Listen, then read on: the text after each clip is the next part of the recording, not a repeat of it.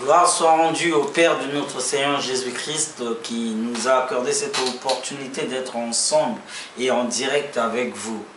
Je tiens à vous souhaiter bienvenue dans l'émission Entre nous, qui est un temps de rafraîchissement et de restauration que je tiens à partager avec tous les bien-aimés et toutes les personnes qui ont la bonne volonté de recevoir quelque chose de la part du Seigneur. C'est pourquoi, avant toute chose, j'inviterai tous les bien-aimés qui me suivent en cet instant d'incliner leur tête et nous allons invoquer Dieu afin que Dieu soit au contrôle de ce temps favorable. Nous prions le Seigneur, s'il vous plaît. Seigneur, je te rends grâce, je te bénis parce que tu es Dieu. Merci pour cette opportunité que tu nous as accordée d'être ensemble avec tes enfants et à ton écoute.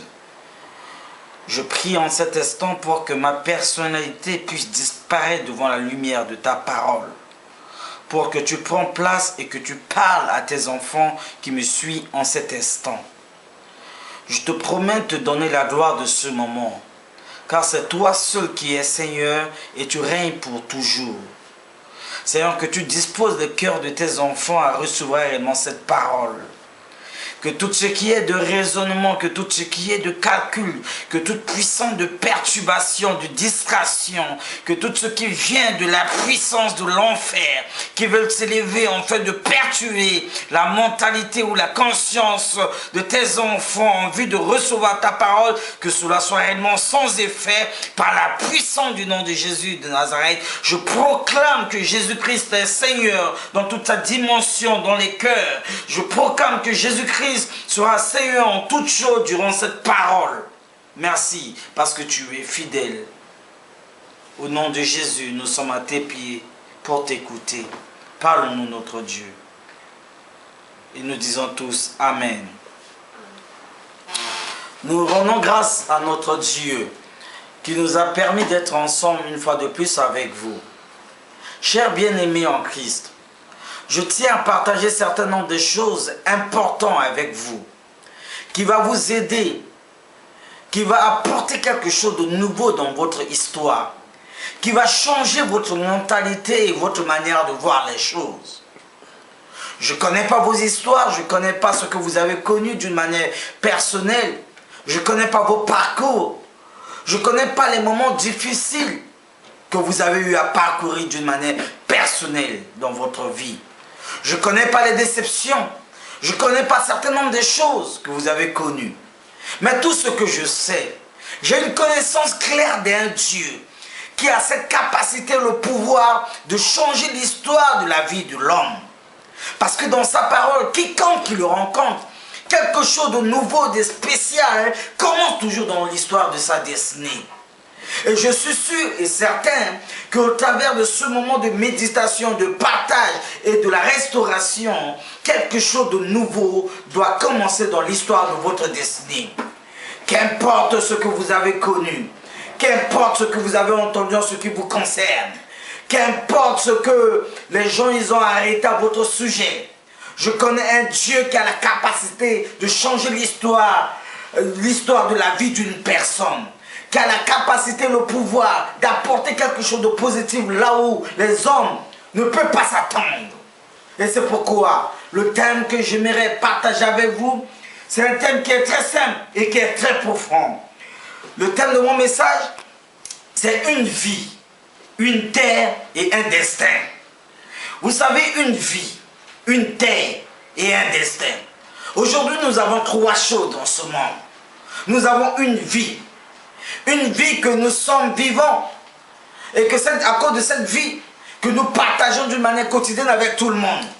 Et cette vie que nous avons aujourd'hui, ce n'est pas par notre force, ni par notre moyen ou par notre opportunité, mais c'est par la grâce de Dieu que nous avons eu cette vie.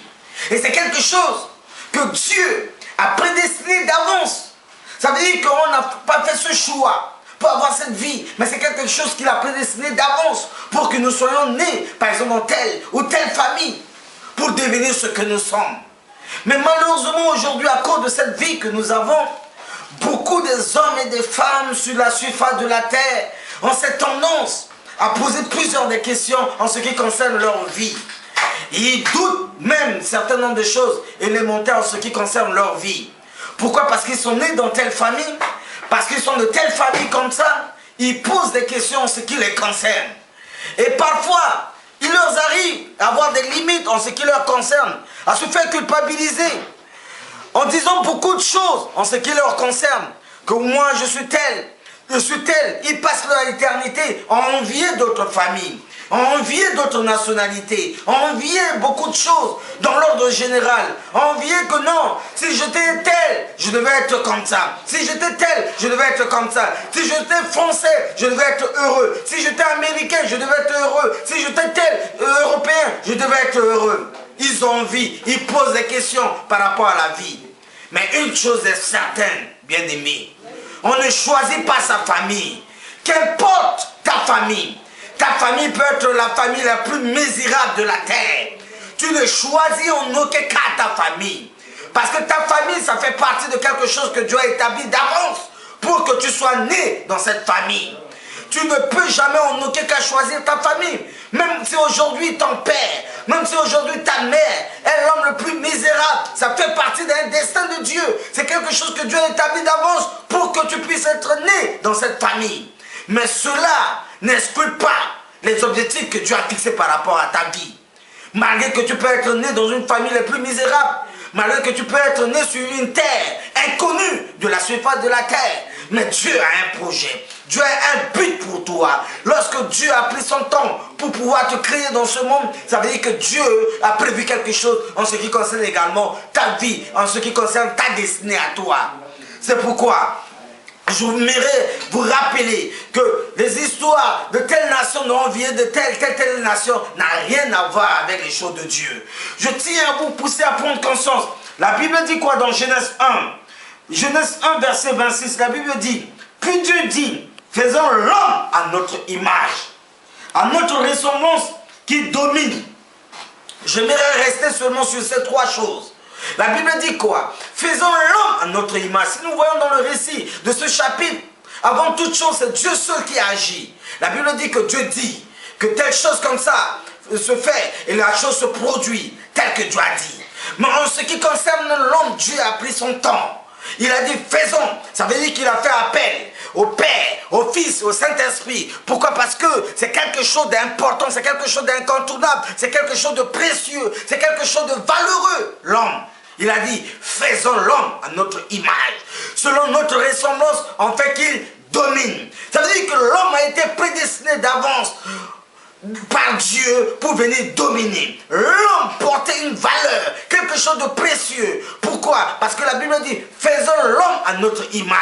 L'homme n'a pas été créé à l'image de autre chose. L'homme n'a pas été créé à l'image de son père. L'homme n'a pas été créé à l'image de ses parents, à l'image de ses nièces, à l'image de ses cousins, à l'image de certain nombre de personnes. Non. L'homme a été créé à l'image de Dieu. L'homme n'a pas été créé à l'image de la honte. L'homme n'a pas été créé à l'image de la bassesse. L'homme n'a pas été créé à l'image de ridicule. L'homme n'a pas été créé à l'image de la maladie. L'homme n'a pas été créé à l'image des complexes. L'homme n'a pas été créé à l'image de certain nombre de choses. Mais l'homme a été créé à l'image de Dieu. Le jour que tu comprendras que tu es créé à l'image de Dieu, ta mentalité change. Le jour que tu comprendras que tu es un représentant réel de Dieu sur la terre, ta manière de voir les choses change. Pourquoi? Parce que tu es une créature conforme de Dieu sur la terre. Du moment que tu prendras conscience que tu es la propriété de Dieu, que tu as une valeur, ta manière de voir les choses, ça doit réellement changer. Prends conscience à partir de maintenant. Dis non, tu n'es pas n'importe qui. Je suis quelqu'un d'important. Je suis quelqu'un qui porte une valeur. Cette valeur, c'est quoi? Parce que Dieu a pris son temps pour me créer. Je ne suis pas n'importe qui. Je ne suis pas quelqu'un à être négligé.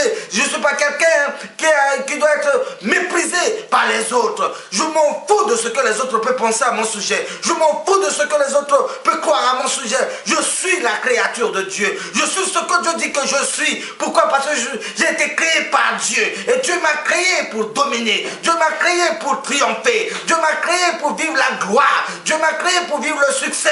Dieu m'a créé pour vivre dans la paix. Dieu m'a créé pour vivre dans la joie.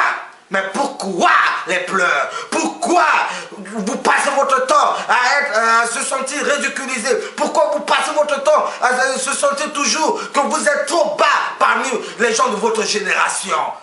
Peu importe ce que vous pouvez connaître, vous devez changer le cours de votre histoire. Vous savez, Jésus était né chez les bergers. Mais Jésus qui a compris qu'il portait une valeur en lui, il a changé le cours de son histoire.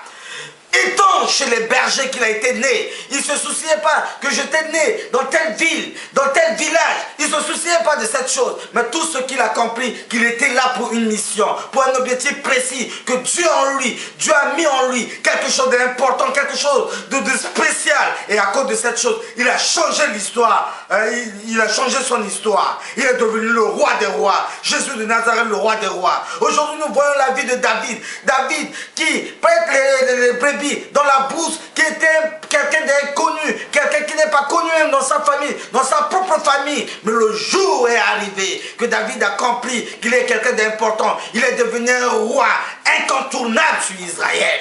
Il a décidé, il a fait des choses au sein d'Israël. Combien de personnes aujourd'hui qui ne prennent pas conscience de leur valeur? Combien de personnes aujourd'hui qui ne prennent pas conscience qu'ils ont quelqu'un d'important, qui passent tout leur temps, leur éternité à se faire culpabiliser, qu'ils sont néants, ils sont la moindre des personnes qui sont venues en quelque sorte accompagner les autres dans ce monde. Personne n'est venu accompagner les autres. Si Dieu t'a créé, ça veut dire que Dieu a des objectifs précis en ce qui concerne ta vie. Personne n'est sorti dans le ventre de son père et sa mère avec des voitures, avec la vie de luxe, avec toutes ces choses. Toute personne n'est sortie dans le ventre de son père et sa mère avec étant nu. Ça veut dire que nous tous, nous sommes pareils. Nous tous, nous portons la même valeur. Et à cause de cette valeur, lorsque tu te rends compte que j'ai une valeur, tu arrêteras de te faire culpabiliser. Mettez une chose à partir de maintenant, que je suis créé à l'image de Dieu. Je suis une personne importante. Je m'en fous de ce que les gens peuvent penser à mon sujet. Je suis quelqu'un d'important. Je suis appelé à triompher. Je suis appelé à dominer. Je suis appelé à vivre des grandes choses avec Dieu. Vous savez, c'est très important de comprendre les choses de cette manière. Et votre mentalité et votre conscience va réellement changer. C'est tout ce que je tiens à dire. Si lorsque vous trouvez que ça ne va pas, vous avez le pouvoir, vous avez la capacité de changer les choses. Lorsque Josué combattait contre ses adversaires, il est arrivé à un moment de sa vie que c'était compliqué, c'était difficile. Qu'est-ce que Josué a dit? Soleil, arrête-toi. Je sais que je vais rapporter la victoire sur mes adversaires. Aujourd'hui, dans ta vie quotidienne, lorsque tu te rends compte qu'il y a quelque chose qui ne va pas, tu as tout le pouvoir. Car la Bible dit, à tes résolutions répondra le succès. Tu peux prendre la décision ferme à partir de maintenant pour dire que qu'importe la situation que je suis en train de vivre, les choses doivent s'arrêter. Les choses doivent mettre fin à partir de maintenant. Pourquoi? Parce que je suis la propriété de Dieu. Je ne suis pas n'importe qui, une personne d'important, de valeur. C'est tout ce que je tiens à t'exhorter et à te ramener pour prendre conscience. Soyez bénis de la part du Seigneur. Et soyez bénis par ce message. Si ce message peut te servir à prendre conscience et à changer ta mentalité, ça sera une meilleure chose pour toi et par rapport à ta vie. Et sois béni de la part du Seigneur. Si tu me suis en ce moment, sois béni encore davantage de la part de Dieu. Cette émission a été réalisée par votre serviteur, Kevin Kenga. Et c'est dans le cadre de la mission d'évangélisation que je tiens à partager l'évangile pour tous, pour le monde entier. Et mon numéro de téléphone est le 06 63 54 74 25 si vous voulez me contacter. Je serai à votre disposition pour vous aider, pour vous encourager, pour vous prier pour vous et pour vous bénir également. Soyez bénis de la part du Seigneur. Si vous ne pouvez incliner notre tête, je vais prier avec vous. Soyez bénis. Au nom de Jésus, sois bénis.